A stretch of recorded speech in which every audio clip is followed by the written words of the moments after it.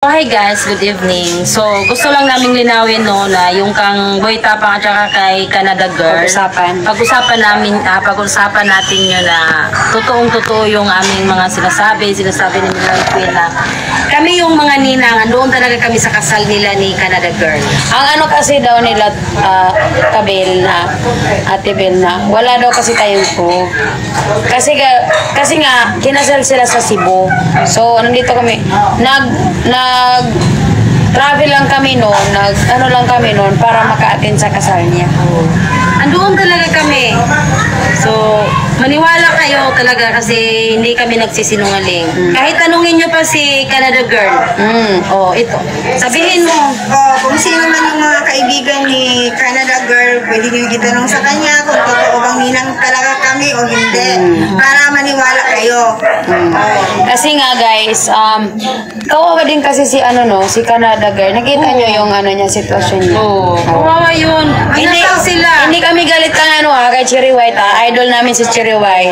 Ang pinag-uusapan namin dito is yung sitwasyon ni Canada Girl. Kawawa si Canada Girl kasi kasal sila tapos naghanap yung lalaki ng ibang babae. So hindi pa naman yung kasal nila. Bakit nakipag-asawa si Boy Tapang?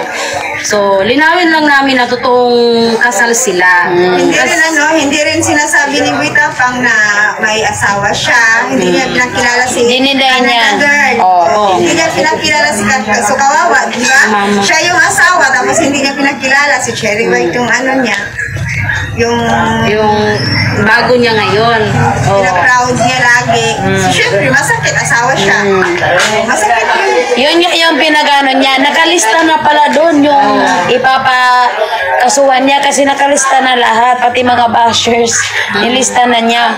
Kasi nung kumain niya si Canada Girl, grabe yung sili. Talagang dami. Sininang pa nga yung nagregalo si Ninang ng tatlong litson nun. Andoon talaga ako. Siya yung Bell Family Vlog, Mineral Queen.